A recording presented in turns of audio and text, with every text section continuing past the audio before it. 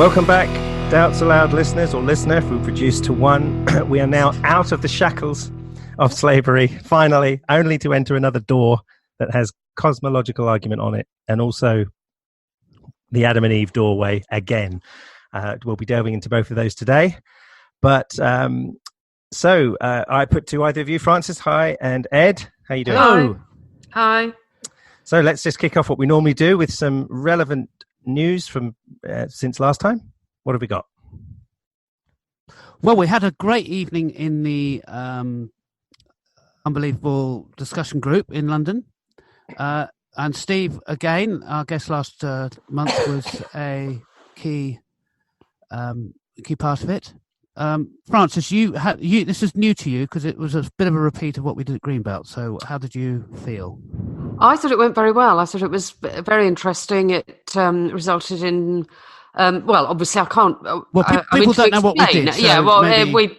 we what happened was that there were some kind of in plenary answers representing different shades of opinion. So I think a liberal Christian and an atheist were explaining their worldview, taking questions, and then we broke up into small groups and did more or less the same thing in a small group, and it was very productive in terms of getting some good conversation going.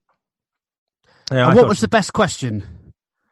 Well, I think we agreed the best question was the one that was in the plenary session, was asked of you, which, Ed, that is, which is why, if you've made up your mind there's no God, why are you still sort of worrying at the question? Why are you still engaging with it? Why don't you just move on and live your life? And then Andrew?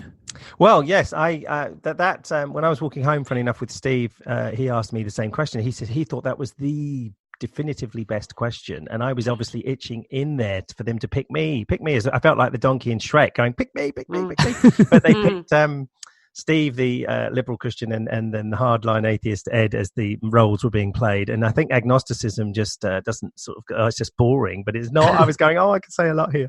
But anyway, I told Steve on the way back, I said, for the same question as you, such a different answer. So I think that we will do a whole podcast on this very question, on why is it that myself, for example, and Ed and Francis, from very different backgrounds, and Ed is quite different from me, even though it's a charismatic church like me, the reasons why we are so interested in talking about Christianity, faith issues, the Bible, history, archaeology, science. Why is it? What drives us to not just go and sit down the pub and talk about football? Why the interest? Why the push? Why the evangelicalism about it? So I think it's a fascinating question. It's because of the God-shaped hole. Yes, that's right. The Spirit's got to get in somewhere. And it gets close to you at Christmas, Francis. Yeah. So you got any thoughts on that, both of you? Well, I was asked the same question pretty much, or in the breakout groups, but you're not going to give us the answer now. Our listeners have to wait. Okay. Yes. Okay. Yeah. I think in essence, we've got all three of us would have very, very different views about why the interest, what goads us, what drives us, what pushes us. And I think it would be great to have a whole session. So yes, anybody out there think, why am I listening to these guys? They're not even believers. What the heck is going on? So I think we could do a whole show probably in January on this. Yes. And if people want to use the doubt slide at gmail.com email, tell us their answers. That'd be great. Yeah, would be great. Really, really great. Yeah. So now, announcement time. Next month, we're going to do a Christmas special, our first one ever. Yep. So we won't be dealing with this till January. That's right. So it'll be a Christmas themed one, and or a couple of themes. So people are going to have to wait for 2 months before they hear my answer to the question. Yeah, and mine. And oh my goodness! No hints, the tension, the suspense. Say why? That'll be that 23rd episode. It's like, God, we could have started off with that one, you know. Yeah. Now, we haven't done a climate endnote for a while, but climate sort of issues is certainly important, especially to me, but I think to all of us. Yes. Actually, I marched into the meeting panting just in time because I've been at the Extinction Rebellion thing. So that's still going as we record. Yeah. And to me, it's quite a big deal. Yeah, absolutely. And it was Yes, we I mean, you didn't and come Maggie, back. Yeah. you and Maggie, when you came to the meeting, the Skeptics Believers meetup meeting, had spent the day at the Extinction Rebellion, sitting on a Yes. wall, dressed as bees. Dressed as bees, yes. Singing Yes. Let It Be and other things. Just sounds You so didn't- much like some you didn't YWAM tell me evangelism that. I did years ago. Very close. Yes. And so we were singing Do Worry, Be Happy. Oh, now that's Mhm. interesting. Wow. Right. No wonder you were arrested. Yes. Yeah, I got arrested later on. Did you? Not- Did you Yeah. get arrested? Yeah, I spent. Don't tell everybody. This is just between you and me. Oh, okay. It's like the ending of Gospel of Mark. No. The women didn't tell anyone. But yes, I was arrested later in the week For impersonating a bee? No, I took my bee costume off before being right, arrested. Sorry. Okay. I tried to look like very smart. Oh, smart bee. Yeah. Oh no. You So got- was it for obstructing the highway? Yes, exactly. Yeah. Okay. And I was an uncooperative crusty when the police asked us to move. from the old Boris quote now. Yes, I love it. Yeah. And it's so easy to sort of get all the fun side of it because of, there is that, but it does completely piss off the police and the whole kind of policing of London as well. But it is such a serious issue. It's just heaps bigger than anything. Heaps bigger than anything. It's funny, Ed, it does actually work because I made a big order for something at work. It didn't come, and it normally comes quite regularly the next day. So I suddenly didn't come, and I emailed the next day, and I said, "What's happened? What's happened?" There's nothing turned up. I said, "Oh, the trucks were blocked with the Extinction Rebellion."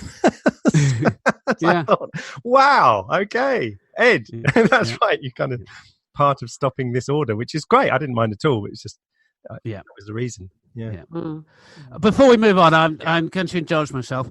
I have in front of me a bail notice from the Metropolitan Police, dated the 18th of November, 1910, and the person it's issued to was my grandmother. Oh. And she was willfully obstructing police whilst in the due execution of their duty. Well, And was she suffragette? She was in our fact. We knew we only realised this recently, but we knew that she was big into feminism, as it would have been called then. She ran a farm where all the employees were women. Wow. Policy. So you mean this is your great grandmother? No, my dad was pretty old when I was born, so this is my grandmother. Right, grandmother. Wow, right. so she was a suffragette, is that right? Yep, Yeah. she was a suffragette, and I've got a police Brilliant. bail notice Brilliant. in front of me. She could have been saying, "One day my grandson will be dressed as a bee sitting here." That's right. That's right. Wow, so it runs in the family. Excellent. Well, yes, yep. Yeah. Yep. And she would have been part of Amazing. this. So, yeah. Yeah. Okay. Right. Well, Okay, so sorry about indulgence, but let's move on. absolutely fine. We're going to do Reason and God.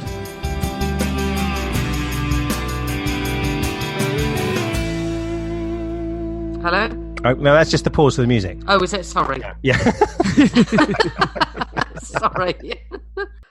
So, after all the biblical slavery that we had in our summer of slavery, we're now going to move on to something a little more clear and philosophical, and we're going to discuss a well-known argument for God, and this is called the Kalam Cosmological Argument, or sometimes as it's referred to briefly, the KCA. We had a dip previously into our 50 arguments for Facebook, and Ed uses a randomizer, which brought up the chapter on eugenics that we felt didn't really have much to say in terms of putting forward a faith argument.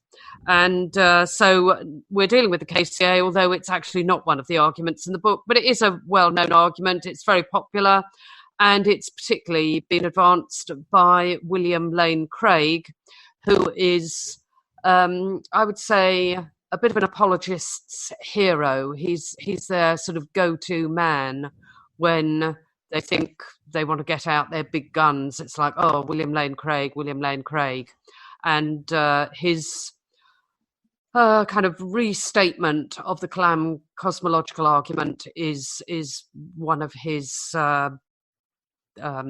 Yes, it's what made him famous, it's his really. big thing. Yeah, it is. Yeah. Yeah. I think it was back in the 1970s that he published his exposition on it. Okay, so the premises for the Kalam Cosmological Argument. Premise 1, whatever begins to exist has a cause. Premise 2, the universe began to exist. And then we have the therefore, the universe has a cause.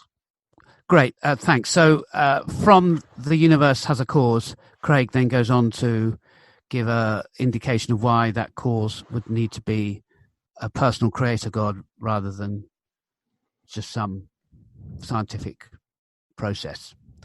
We'll certainly come on to that, what seems to me is the weaker second step there. But Francis, do you have any kind of history on this? Like you did philosophy at Reading.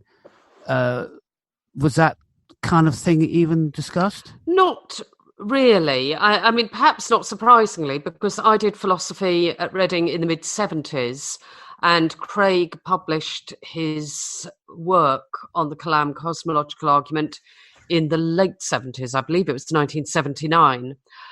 So I would say that talking about arguments for God wasn't a huge thing. Most philosophers, or no, I won't say most philosophers, historically a lot of philosophers did address that question. And so it was more a question of when you were looking at the work of a philosopher, you might, as part of analysing their work, look at an argument for God, rather than there being what I would have liked, because it was one of my favourite subjects, a dedicated course module on arguments for the existence of God. I mean, I'd have been right up for that, but it didn't really figure as something in philosophy as it was taught at Reading. So I first came across the Kalam Cosmological Argument. It would have been in this century because really, having done my philosophy degree, I then went on to do other things. So I didn't really get back into philosophy until this the 2000s, sometime in the 2000s, and then I picked it up and started looking at it. I mean, I had been aware of a similar first cause argument as one of the 5 classic arguments for God, and obviously they do have quite a lot in common, but the specific KCA not studied by me or anyone that I knew of in philosophy. Most people say that I was doing it. The Kalam arguments is the classic one, but it's heads off the obvious the obvious sort of problem that God hasn't got to be drawn into this. Everything has a cause. So yes, it heads off this aspect of because it brings in, as part of the premises, begins to exist, everything that begins to exist. So you've already made premise 1 not applicable to God. I think it has some other difficulties in that it is temporal, whereas the way that the classic argument was put by, Leibniz? No, it's before Leibniz, one of the early Aquinas. church fathers. I think it was Aquinas. Aquinas had 5 of them, yes, which so were that pretty would be similar, it. That and one of them was causes. To my mind, there are too many early church fathers whose name begins with A, and I get them confused. Well, but I think Aristotle had something similar as well, but he wasn't the church father. No. But the Catholic Church thought very highly of Aristotle and tended to go along with many of his arguments.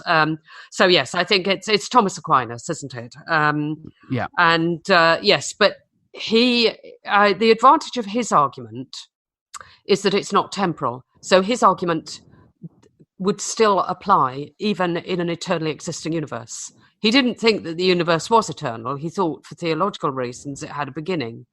But when arguing the point, he was prepared to argue it as on the basis that it would still apply even if the universe had existed eternally. Yeah. Now, my understanding is that it's still a little bit of a parochial debate, the Kalam, in that you don't hear Catholics using it. It seems to be a kind of Protestant apologetics thing I think in the English-speaking world. I think Catholics prefer their own guy's argument, which is Thomas Aquinas. So they tend to stick to those 5 classic arguments. No, I agree. It doesn't have a particularly. It isn't something that you see put forward much by Catholic theologians. I don't know why that is. I don't know why that is. Well, I think it was a Catholic. Already.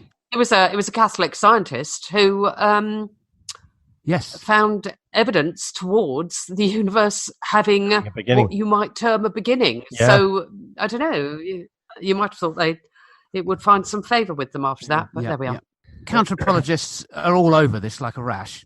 At every level that there's people see problems, and we don't want to sort of rehash old ground too much. So we're more taking our personal takes on it. And Andrew, your personal take, of course, would be quite, the sort of thing that philosophy buffs. Well, I'm not a complete amateur philosophy buff wouldn't go down. So you do your take. What you mean on the bringing it into Christianity and the Bible in Genesis? Yes, please. Right. Okay. So, well, in that case, yes, we've got a problem because, I would have come at this anyway because I get fascinated whenever there's Bible interpretations and differences in Hebrew and all that business. You only have to open the very first verse of the Bible to read the very first sentence and then go away and ask about that verse, and you will see masses of historical differences of interpretation. I've got a reading here of Genesis 1. Is the common one. It's a statement that the cosmos had an absolute beginning. In the beginning, God created the heavens and the earth. That was what I was taught when I was young. That was Christian. That was going back through a lot of Christian theologians. A second way is a statement describing the condition of the world when God began creating. When in the beginning, God created the heavens and the earth. The earth was untamed and shapeless. And continuing from that, I'm just reading up a sum up here, taking Genesis 1-2 as background information. When in the beginning God created the heavens and the earth being untamed and shapeless, God said, let there be light. So the most common Hebraic understanding today, from my understanding of the experts of the text, is that it isn't addressing a absolute initial beginning. Basically, Genesis 1 is talking about those. We don't know where water, darkness, formless earth came from. God is the first thing he does is to form and fill and shape and say, let there be light. It's like, I think, Ed, we talked about this before. It's like when we make a cake, we don't really ask who made the ingredients or exactly where you got them from. You're thinking about the forming and filling to create something that way. That's what really is going on in Genesis 1. And it's a bit of a blow to those that like to be philosophical and talk about a beginning from ex nihilo or whatever it says. So there. Yeah. Yes, that is. I think one of the problems that the Kalam argument faces, that in fact, when it talks about everything that begins to exist, we are always thinking about things being amalgamated from pre-existing material. When we see something that and in general talk about this began to exist. What we are talking about is how it was amalgamated. That's right. And it ties very much into the other ancient Near Eastern stories where God is always fiddling about with something and making it or splitting something in two. There's a lot of division in Genesis. There's forming, splitting the day and night. It's splitting the water with the firmament. It's then filling up with detail with animals. It's very, very interesting that this is probably what the Hebrew writer would have been thinking about. It's chaos to organization, not at this instantaneous or this beginning point that philosophers like to use. Yes. So it's a modern God thing. Didn't speak everything into existence. No. He had existing material. Yeah. And he put it, he managed to make a form of it, That's whereas right. before it was formless. Yeah, it seems to be formless. And you're thinking, hey, man, where did the formlessness come from? So Yes. it's like, Yeah. Because apparently that is what kalam means. Kalam is the Arabic word for speaking. So the argument is based on the fact that God spoke or willed everything that exists into existence. Yeah. And the text actually doesn't seem to support that. Yeah. It doesn't. So not only is it got an Islamic name, it's non-biblical as well. So it appears. Yeah. Although, Well, we like our unbiblical apologetics, don't we? So, Have you got anything else to throw in before I do my thoughts, Francis? Well, I think one of the my main pushbacks on this argument is the one I've already indicated, which is that we don't have any experience of things beginning to exist ex nihilo. So how can we know that everything that begins to exist has a cause, and how can we extend our experience within the universe to the universe itself? That seems to me to fall into the composition fallacy, where you assume that whatever is true of the parts must be true of the whole. So all the bricks in this wall are small bricks, therefore the wall is a small wall. And you can't reason like that, because within the universe, cause and effect operate. You can't extend to say, therefore, the universe itself must be subject to the laws of causation. Yeah.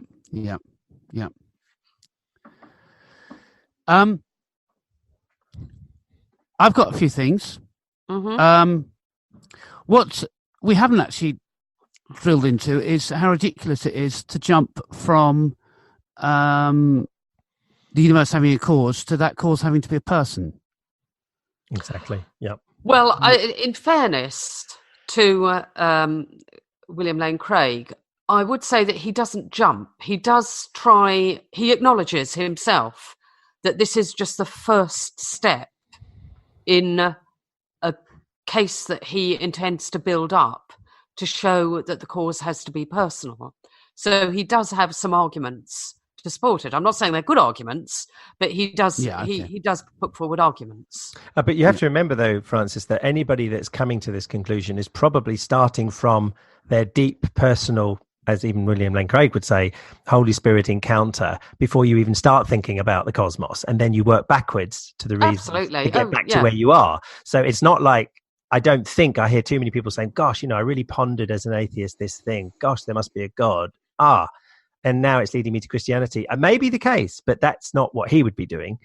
It would be to confirm his faith. Presumably a Muslim might do the same. Yep.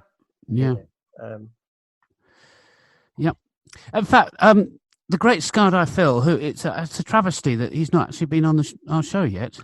You are right there. Yeah, and I would hope that Phil might even be one of our listeners, because he's in the discussion group. He is, and he did one of the mini sessions, I suppose, in this last one. He was one of the volunteers to talk about his worldview and defend it. Oh, brilliant. Yeah, it was great. Absolutely terrific. And we were in a really good group, yeah. Yeah. So he's a regular. He's been about 4 times on the Unbelievable Show. Yeah. And he had a chat to Jeff Gerwink, the chap who's just been on with Ken Ham. Yeah.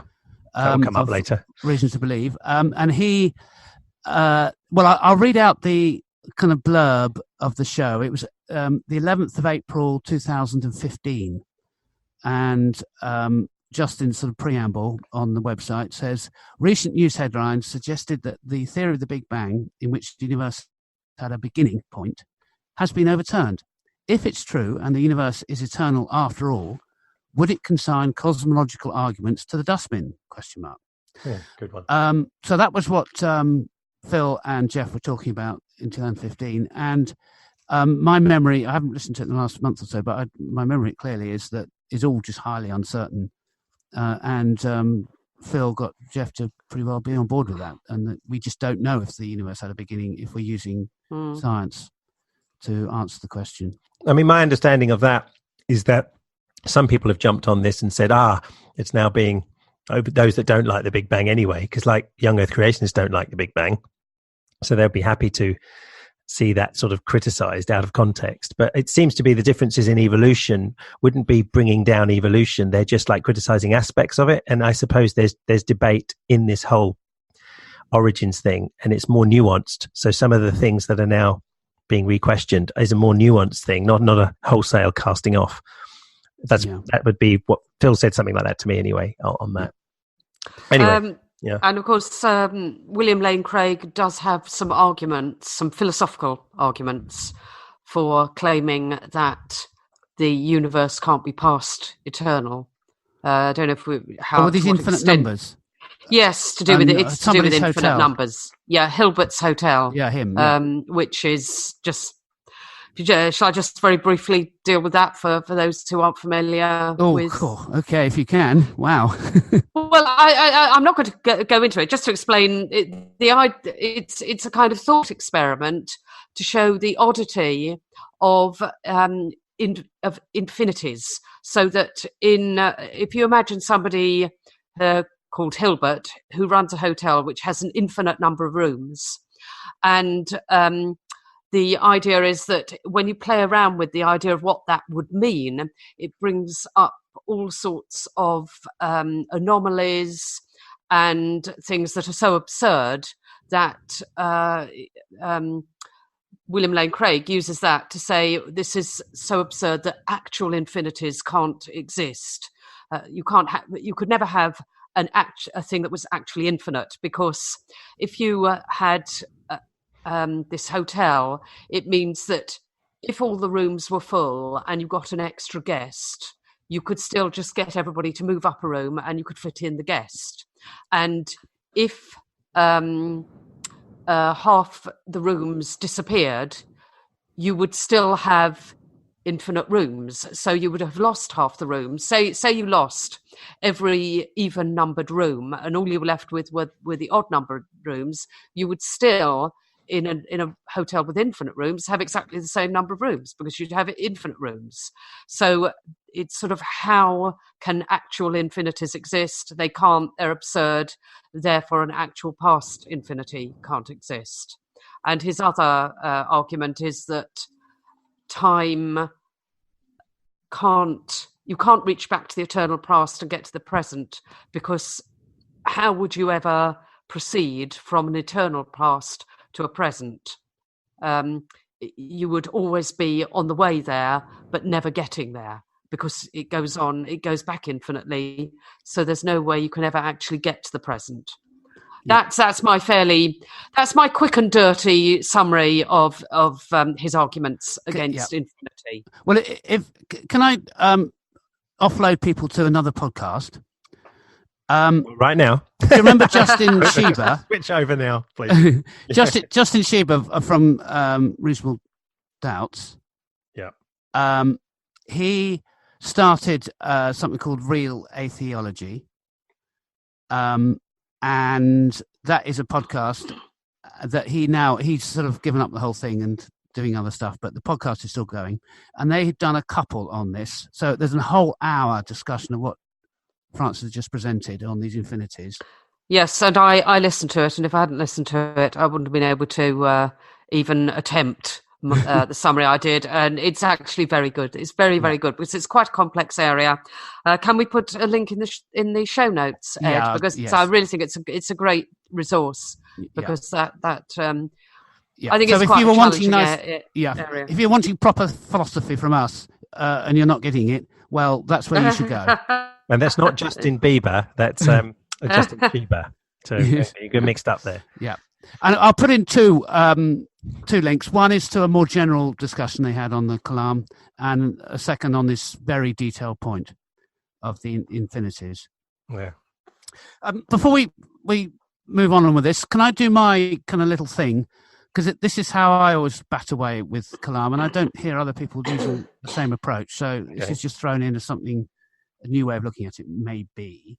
And that is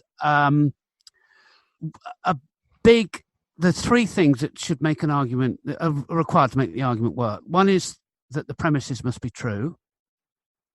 The second is that the logic must actually link the premises to the conclusion.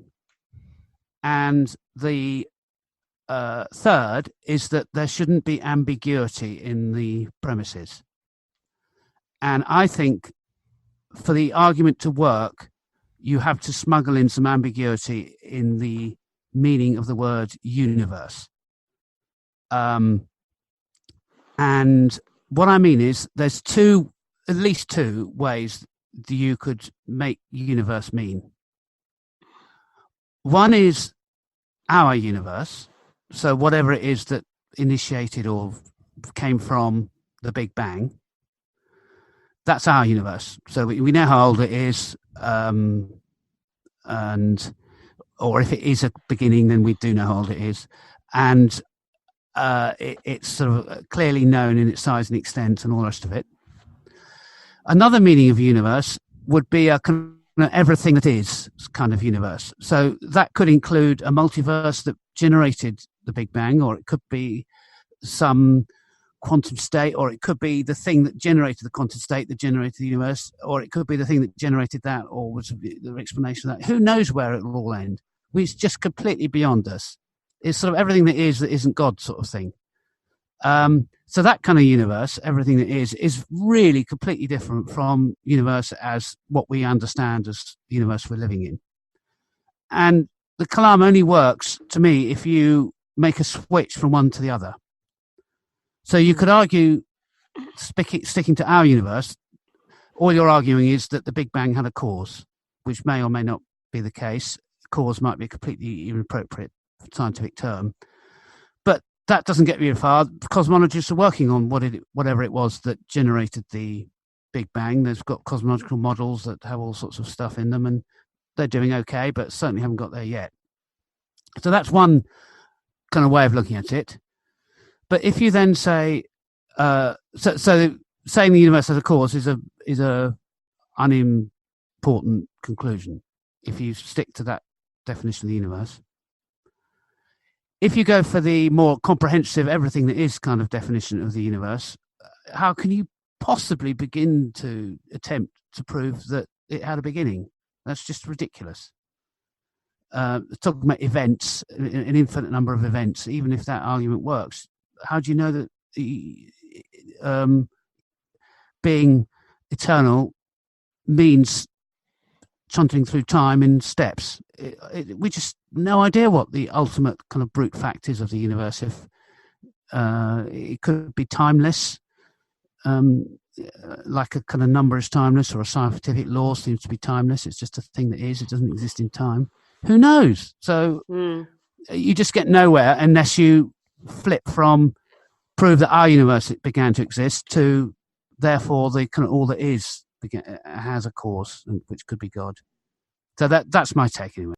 I mean, this discussion on this particular subject could be seen to be infinite, but the way that we can always, it's always going to go on, isn't it, with people? It's the last holdout. Well, actually, that's not true. We're about to go on to one of the last holdouts.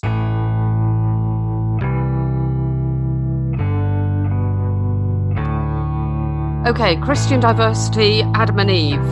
Actually, it turns out that there's not as much diversity on this question as certainly I thought there was.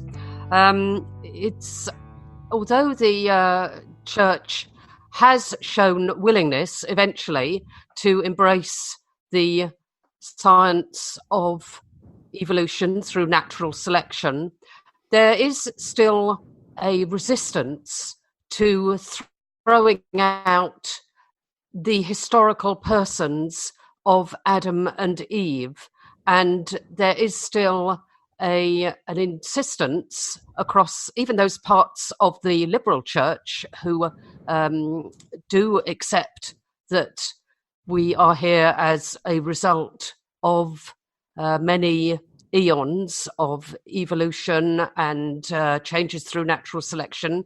Even those parts of the church will still say that we must find somewhere in that history an original couple who were the first humans, who were a kind of Adam and Eve. Yes, it's amazing. Is that your understanding? Is that a fair when summary? When told me this, I was amazed, and so I did some research. That some of it's sort of come in for this, what we're doing this slot, and it confirmed what you were saying, that very few Christians who accept on the ultimate kind of liberal end do reject Adam and Eve as two actual historical people. I was actually amazed when I said that to you, Ed, that I was amazed at you thinking that was the case. And I thought, well, I know a lot about this subject, and I was shocked when I had a Christian in front of me actually say Adam and Eve didn't exist. That was a complete shock. It's not the same as saying you believe in evolution at all. And that's what we're trying to unpack today. What is this massive difference? Why the holdout?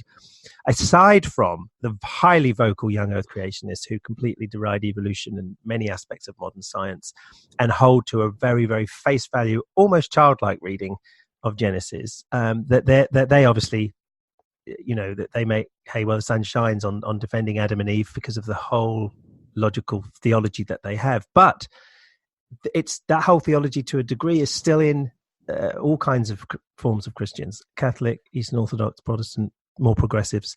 So that's what we're going to look at in this next section, and perhaps both of you can probe me, seeing as it's one area that I seem to have gained a lot of information about over the years and run into on framing this. So Ed, would you like to point some questions in framing this a bit more in detail? Yes. Well, a little bit historical to start. We could tell that the early church clearly thought of Adam and Eve as actual real people, mostly because of they're in the genealogy in Luke, tracing Jesus back through David and Moses and whoever it was back, right back, and it ends with Adam as a person. So it's all a bit odd to think that the author of Luke imagined Adam as mythological and Jesus and David and everybody as historical. Yes. I mean, you've got the classic. I mean, the young earth people use this a lot. You've got the classic of the words of Jesus, however you want to see, whether they've been put on his mouth, he said it, didn't say it, that's another subject. But he's got, have you not read that he who made them at the beginning made them male and female, and said, for this reason, man shall leave his father and wife. Now, maybe one might argue that is he thinking about Genesis 2 with or Genesis 1 there, probably maybe Genesis 1, and that could be the whole bulk of humanity. So there might be some wiggle room there, but there may not be. It may be that Jesus just took on that lock, stock and barrel kind of natural reading, and then also thought that was historical. Yeah. And this is where it begins. This is where the big resistance starts with, if you've got Jesus saying something that you think he's saying, then you're going to have some of this challenge to the logic of no Adam and Eve at all within an evolutionary framework. Yeah. Okay, moving on to Irenaeus, who's I think late second century. That's right. Yep. He loves his allegorical readings, and he puts lots of them onto the Adam and Eve story. But he still, according to experts, he definitely still thinks. No, I shouldn't say definitely. Experts consider that he still thinks that Adam and Eve were real historical people. Yes, he certainly also believed in it seemed to be this very, very common view that the 6 days of creation, for example, were also literal, but they also had this metaphorical aspect that they predicted 6,000 years of human history, even though each literal day predicted 1,000 years. And so Irenaeus comes up with all kinds of interesting things in the day that Adam died. He died within 1,000 years, and so 900 and something. So it was still within that day. So people have gone all over about how exactly he saw Genesis. But a lot of church fathers seemed to be nothing like young Earth creationists. They didn't have this whole modern idea of trying to push evolution away. They were just having other ideas in the scriptures that could leap far greater than just a natural reading. And so you had these sort of dual understandings of maybe a historical Adam, but Adam stands for this, stands for every man as well as an actual. But I don't think it got rid of the historicity of Adam as such in theology. But it was far greater than a natural plain reading. Absolutely. Yeah. Now, so we kind of jumped to today now, and we're beginning to give a kind of picture of how the views are in the church today. Obviously, Andrew's being very clear on the conservative fundamentalists and in the wing, the young Earth wing of that lot. But so of course we expect them to have Adam and Eve as real historical people. Yeah. But I think N.T. Wright's an interesting one, because he would be someone who I would have assumed would think that Adam and Eve are myth, because surely he's a proper biblical scholar, and he'd think that. So I thought he was an interesting kind of see where the boundary lies, where the fence is between, and he comes down pretty well on the historical side, which astounded me. Yeah. What are they called? The American Genome Project man, Collins. He founded a promotion kind of organization for Christianity and evolution and everything, Biologos. And N.T. Wright was interviewed on that. And we'll put a link in the show notes. But I'm going to quote him in his little interview on the issue. He said, "I do think it matters that something like a primal pair getting it wrong did happen. But that does not mean I'm saying that Genesis is a kind of positive, literal, chunky history over and against myth." C.S. Lewis said something very similar, that there would have been a point at which two human beings disobeyed God. And I'm going entirely from memory here, but he says something like, it doesn't matter to me what the disobedience was about. For all I know, it may have concerned something to do with eating a fruit. It doesn't matter. But I do believe that there was a point in history where two human beings disobeyed God and thereby broke the relationship with God. So, I mean, he's also someone who one would tend to see as quite a liberal Christian. He had leanings towards universalism. Obviously, he was a very educated man, and certainly he didn't believe that Genesis was history itself, but he clearly did believe that it was talking in mythological terms about a real historical event, if you see what I mean. Yeah, I think it's this is this sort of pressure, I think, to go both ways. It's like it's obvious you've got a talking snake, for example, seems to be talking in Hebrew maybe, and having this theological conversation which seems bizarre and much more akin to a fable kind of concept. You don't have trees of knowledge. You don't get them in historical narratives. And yet the first thing that strikes our mind is, even if you're a kid reading stories, these old stories of I don't know, fables, and you think, that's more akin to that than it is to some sort of text. So that's fine. But the problem is, and John Stott does the same thing in one of his books, it's like, it's clear the trees, you're not going to have, like Ken Ham would say, a snake actually talked, whereas John Stott would say, well, come on, these are mythological concepts. But then he launches into the actual a couple in a garden or in some setting. So but the reasons for that aren't the text, because as Peter Enns tends to say, I'll accept a historical Adam Eden talking to a snake as long as you accept the dome and the flat Earth with it, and just take the whole package of the phraseology there, and not just suddenly try to have two human beings sophisticatedly sinning, and then this whole other stuff is just dismissed as sort of ancient language. You can't do that. So I think there's a consistency with some people who get rid of the whole lot. But the backdrop is really it's not Judaism, and I know you'll come on to that in a minute, Ed. It's Christian theology. It's St. Paul himself. The drive for Adam seems to be so pointing in the way that we're talking about a historical figure that you've got to have what C.S. Lewis just said somewhere, because you can't lose that. So it's theologically driven, I believe. It's not. So how does Peter Enns square that circle then, Andrew? He's one of the. I mean, that he's written a book called The Evolution of Adam, which is just like obviously a bit being ripped apart by Ken Ham's group, and probably reasons.org as well. That's Hugh Ross's one, because they cannot get rid of Adam because of theology, whereas Peter Enns is virtually going that way. I think he then basically possibly says that Paul is just using the knowledge he had of the day. He's using it as a concept and an idea, but everything doesn't hang on it. This is where Peter Enns is at his weakest, because people just don't read the text that way and haven't really.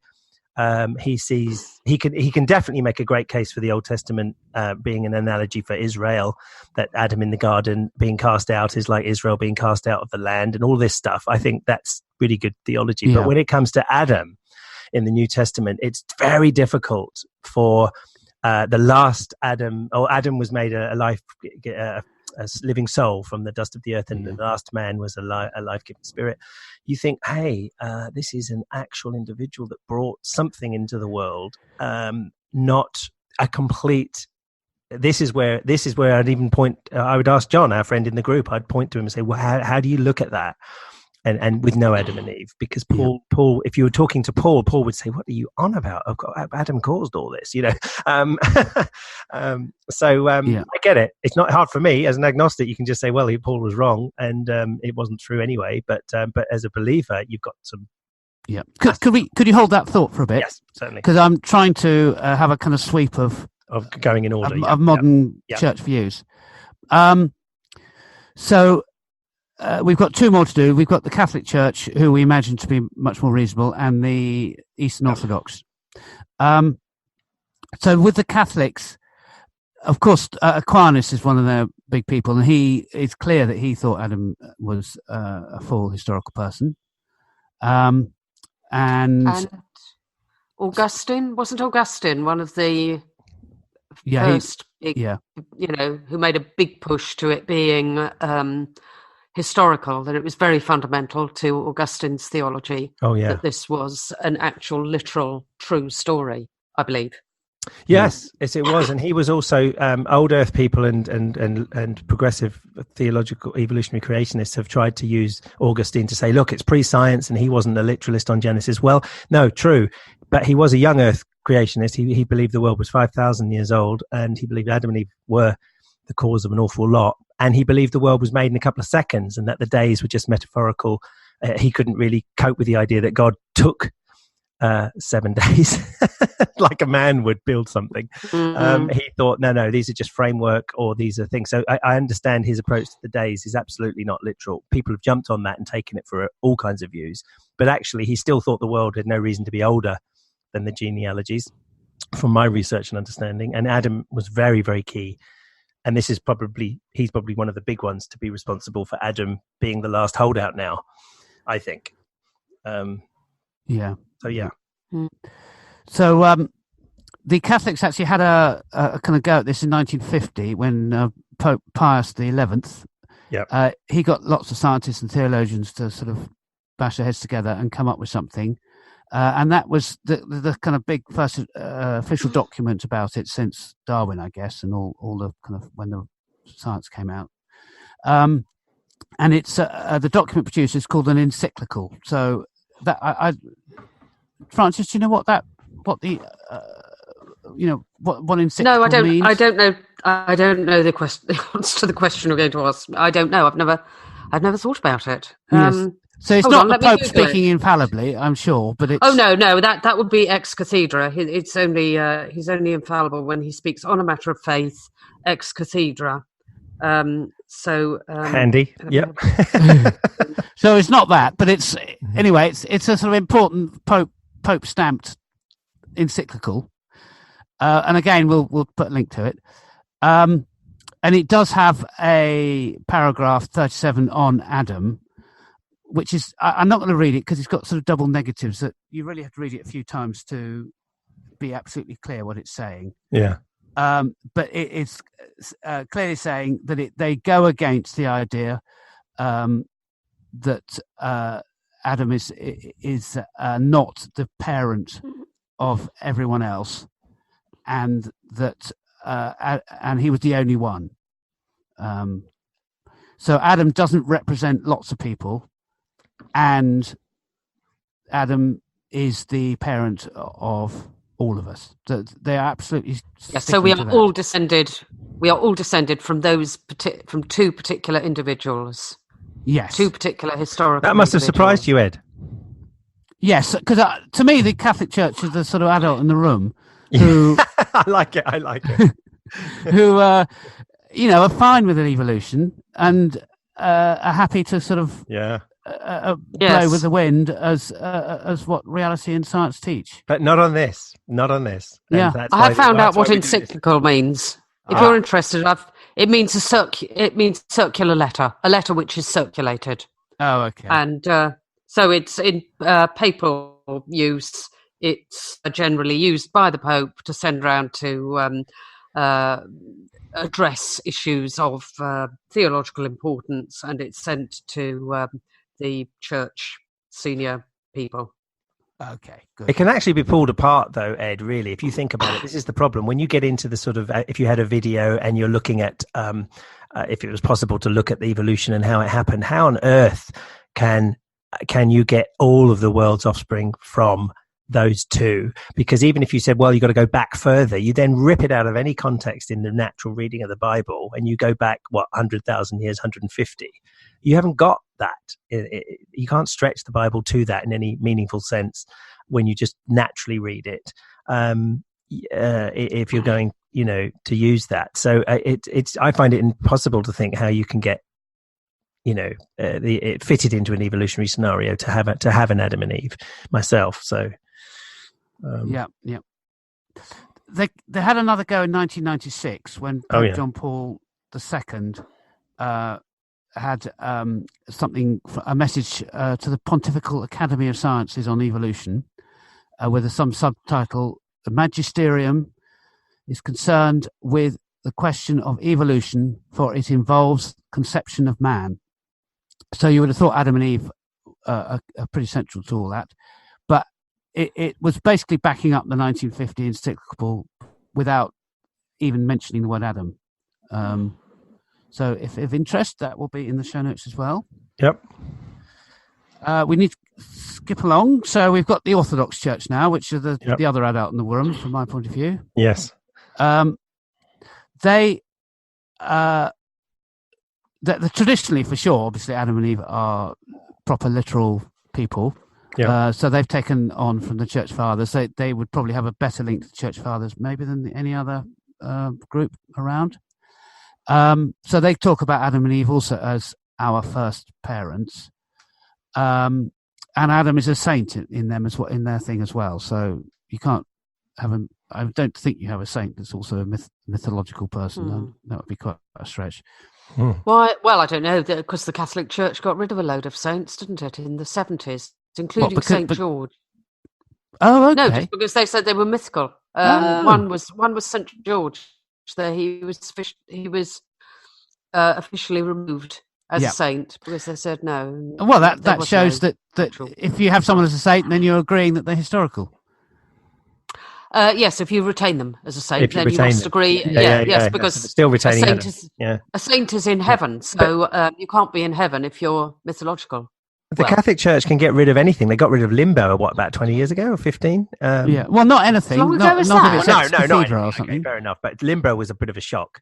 With all those years of children going there, and now they weren't ever going there. But anyway. Well, before that, they'd gone to hell. So limbo was true. Limbo was a great. It was actually a bit of a step up. Probably forced by Augustine's theology of original sin, forced limbo to be created.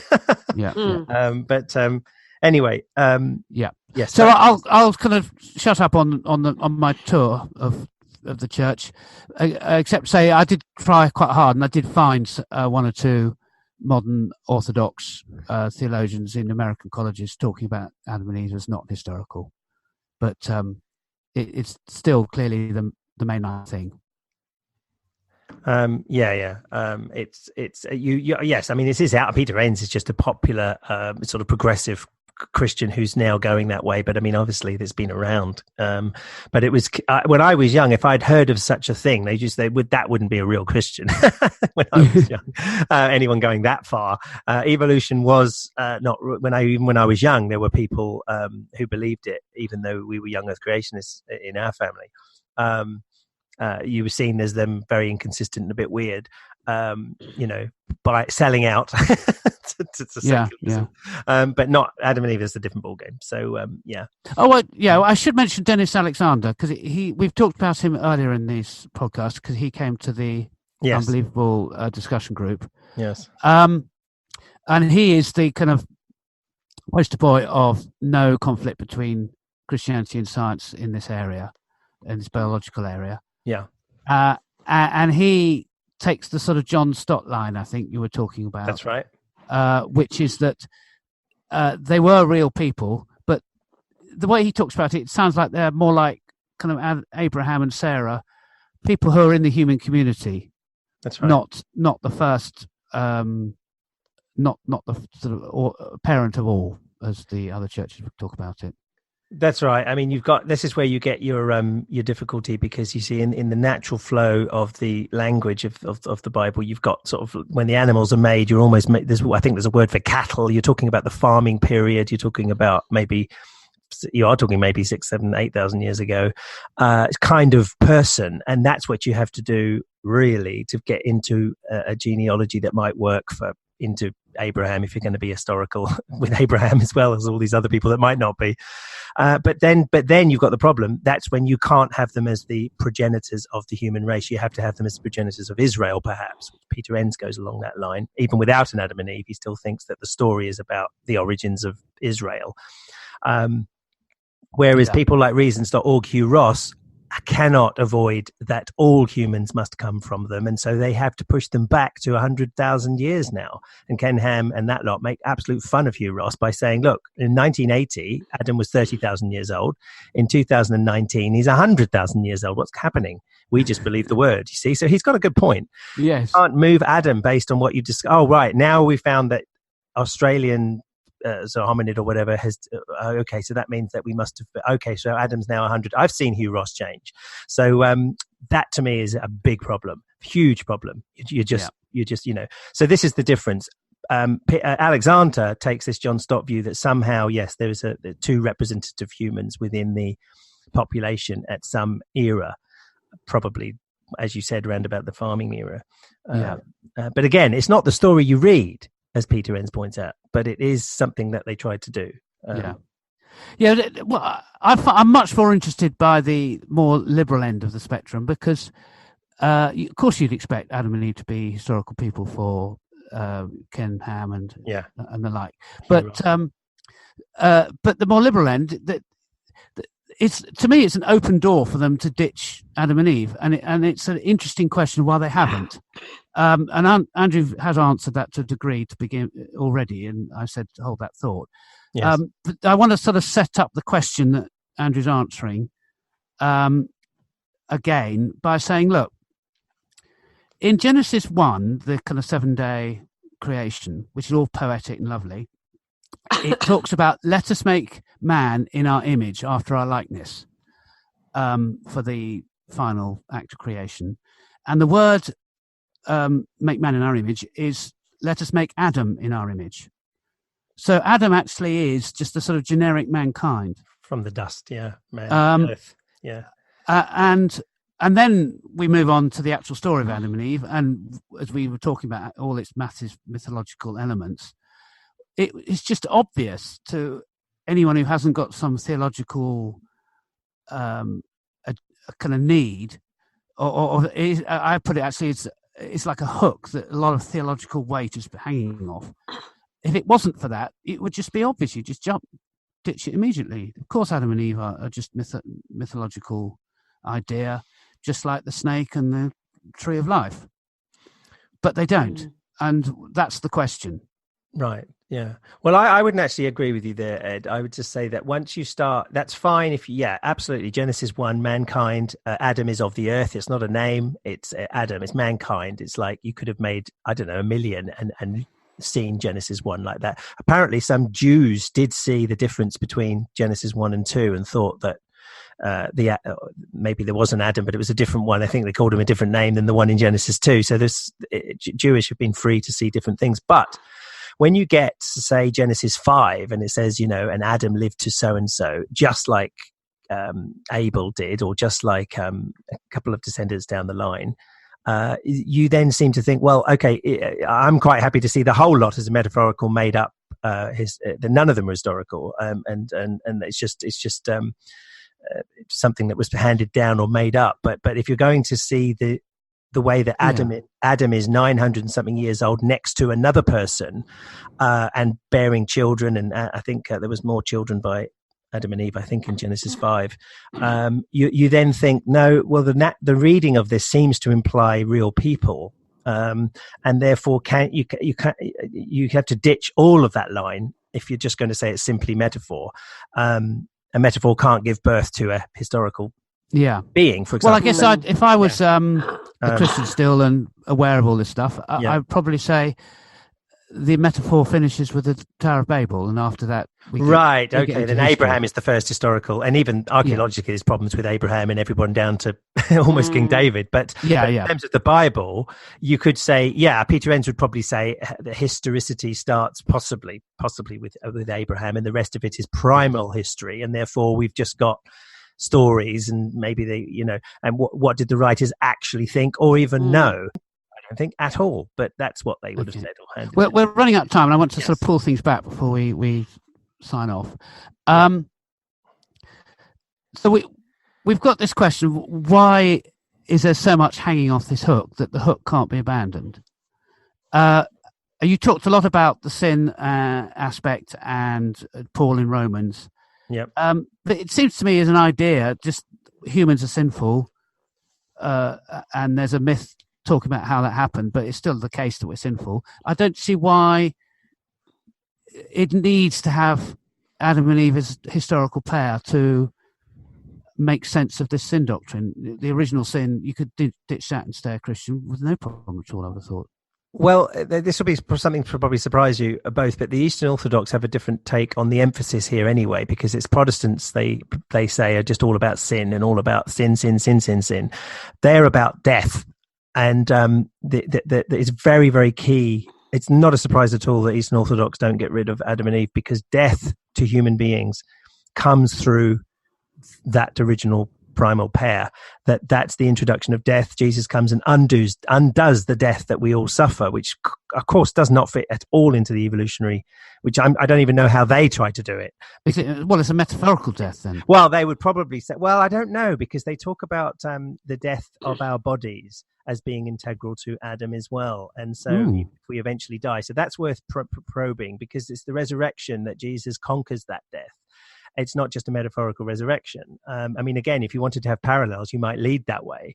But they place a lot of stock on the fact that Christ was raised. As a matter of fact, Eastern Orthodox don't sort of talk about Christ and him crucified so much as Christ was raised and resurrected. This new bodily life, or whatever that is an undoing of the mess that Adam started. And so you can see how this is so much more integral to the whole fabric of, you can see why Ken Ham would say, look, like dominoes, the whole thing comes down. If you're going to take that as the key thing, yes, no Adam means that death that we all know and we see around us as part of evolution is actually natural and not part of a fall. So you can see that it's this death and sin is so integral from a first people that it's so difficult to say, Ed, because you would say this, look, if there was no Adam and Eve as a Christian, say you went back to church, you were a Christian again, and you said no Adam and Eve at all. When it was talked about the resurrection conquering death and that death came to man because of sin, what on earth would you do with that language in your faith? Yeah. Okay. Yeah. So that's what. Yeah. You see what I mean? Yeah. Okay. So that the boundary between the myth and the reality actually is made in the resurrection, because you've got a real, literal resurrection, overcoming a mythological death. That's why I was surprised when I said to you, look, nobody that I know in conservatives or even progressives or even some liberals, that they all will hinge on some kind of Adam because of this, exactly the point you made. Because, of course, you're then trying to defend, you run away from over there and say, look, we're trying to embrace science, but now we run back to the foot of the cross and say, well, we can't have this as a metaphor. Yes. When Paul says the last Adam Adam was made of the dust of the ground, and Christ was raised and made the life-giving spirit, you can't have the metaphor then produce this Jesus that's doing it for us. Jesus didn't die for a metaphor. No. and also a metaphor didn't begat children, and so I just think the whole genealogies are not true.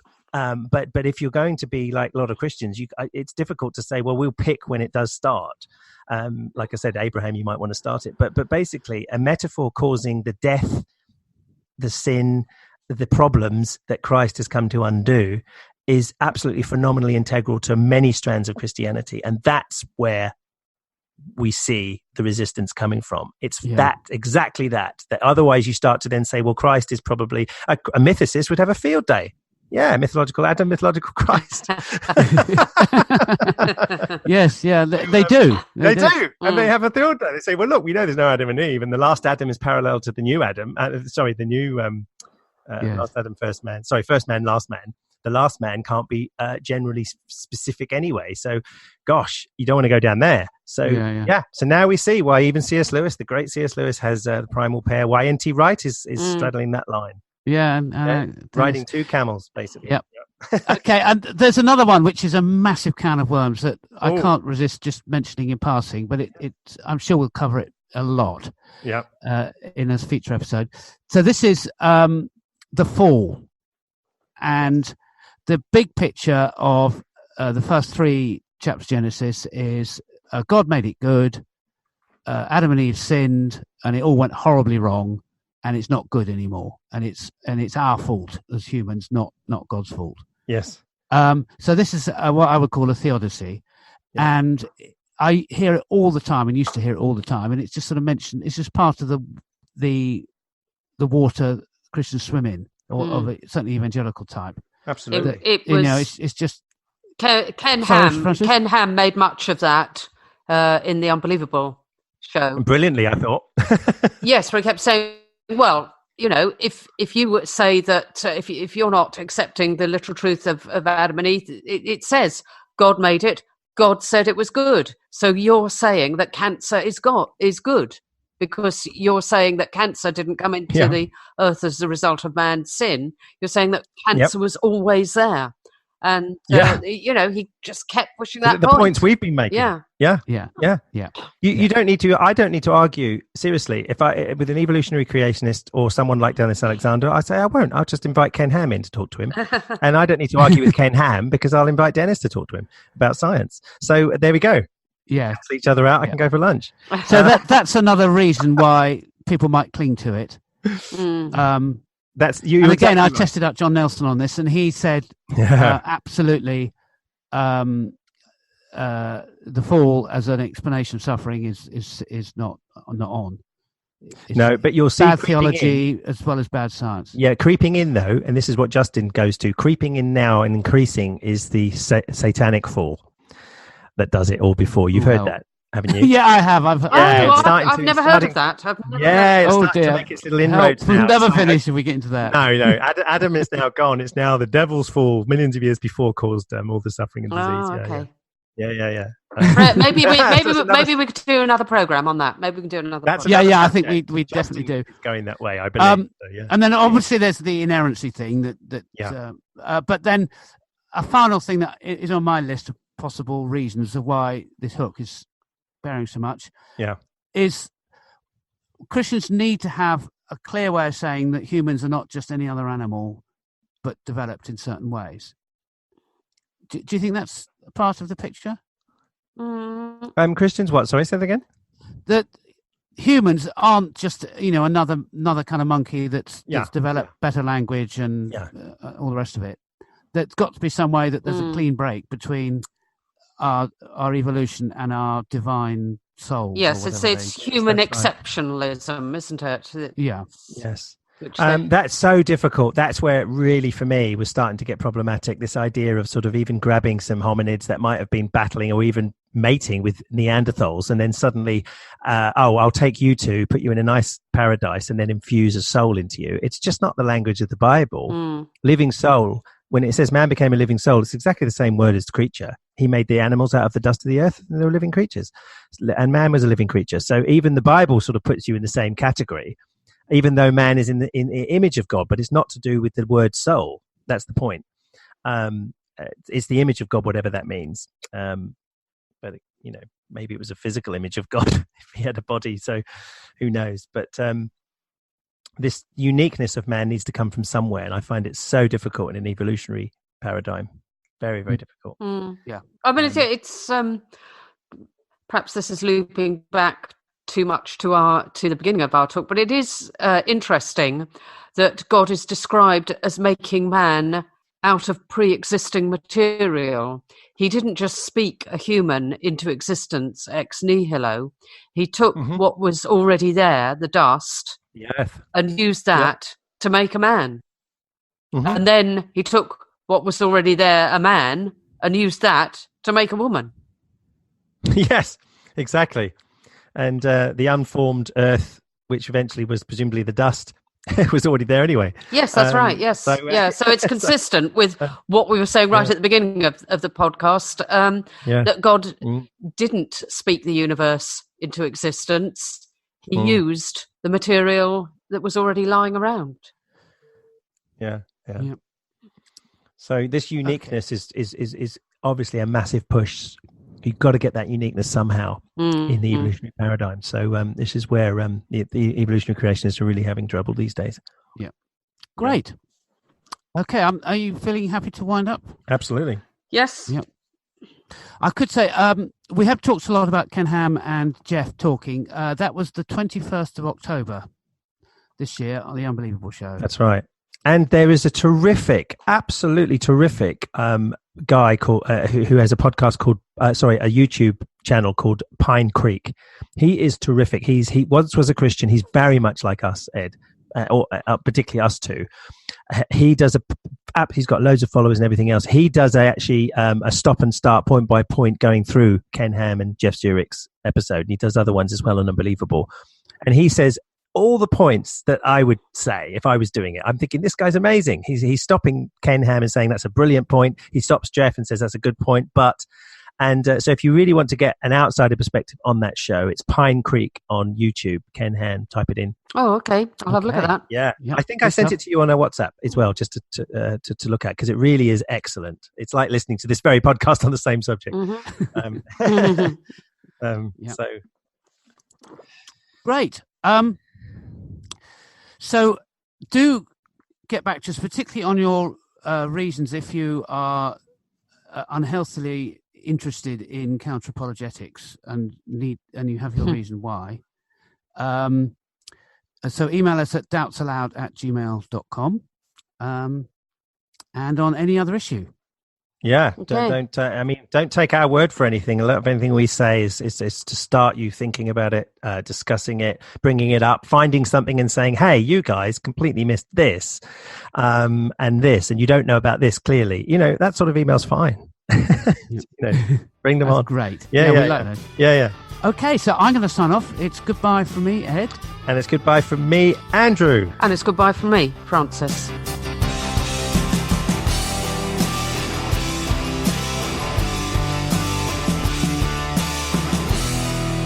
Great, I'll do the music there. I feel like it's the end of the two Ronnies. That's good luck. What did they used to say? It's goodbye from me, and it's goodbye from him. From him, that's right. Yeah. I used to I haven't done it on this show yet, but I loved, I used to watch the old Saturday Night Live, and Chevy Chase used to come on and read the news, and he used to, I'm Chevy Chase and you're not. I loved it.